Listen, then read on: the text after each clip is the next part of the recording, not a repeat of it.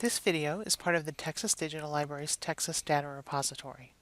The Texas Data Repository is a platform for publishing and archiving data sets and other data products created by faculty, staff, and students at Texas higher education institutions.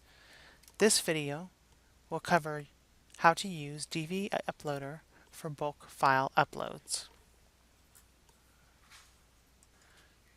This tutorial will cover what is a bulk file uploader tool, when should you use it, where can you download it, how do you use it, any FAQs, and do you want to customize the DVUploader. A bulk file uploader tool is software that lets you upload multiple files or even entire folders in one go, rather than one at a time. It's a huge time saver when you're dealing with large data sets. When should you use a bulk file uploader? It can be a useful alternative to the web interface when there are hundreds or thousands of files to upload. Files reside in multiple subfolders, and keeping these paths in Dataverse is desired. When automatic verification or error-free and complete upload of files is desired. When new files are being generated, added to a directory, and Dataverse needs to be updated with just the new files. Or when uploading of files needs to be automated, for example, added to an instrument or analysis script or program. Where can you download it? There are a number of initiatives underway to support the upload of larger files greater than a few gigabytes and or large numbers of files. Many of these involve configuring external storage and or data transfer software. One whose development was initially supported by TDL is a relatively simple application called DVUploader that can be downloaded by users.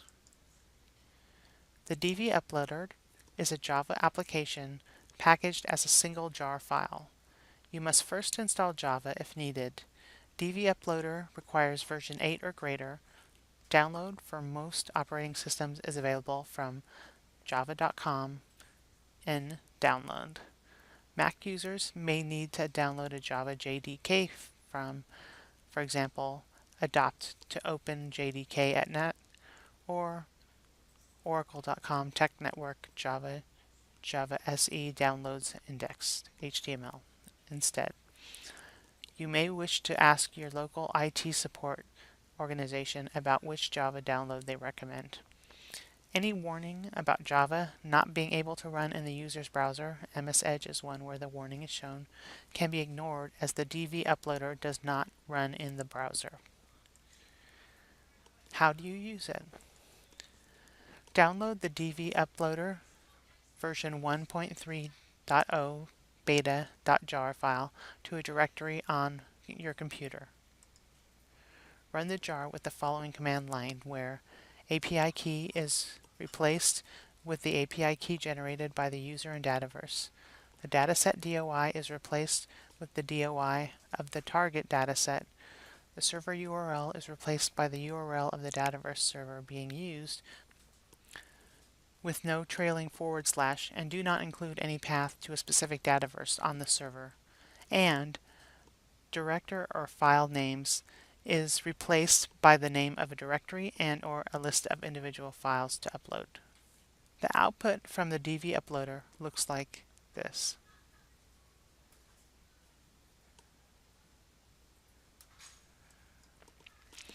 One frequently asked question is, what happens if the DVUploader stops while loading? The DVUploader can just be restarted. It will scan through the existing files and start uploading when it finds the first one that does not exist in the dataset. Another popular question is, my dataset has been published. Do I need to create a new draft version? No. When the DVUploader sends a file, the Dataverse software will automatically create a new draft version of your dataset. However, your published dataset remains unchanged, and you will have to publish your draft to create a new version if you want the files you are uploading to be included. The final question is, do you want to customize the DVUploader? Tell your Dataverse repository administrators who can help communicate your request to the larger community or help develop it yourself. DVUploader's source is available on GitHub at https github.com IQSS Dataverse Uploader. The TDL Wiki provides helpful information about how to use the DVUploader and can be consulted for more detailed instructions. Thanks for watching this video. For more instructional content on how to use the Texas Data Repository, please consult the TDL YouTube channel.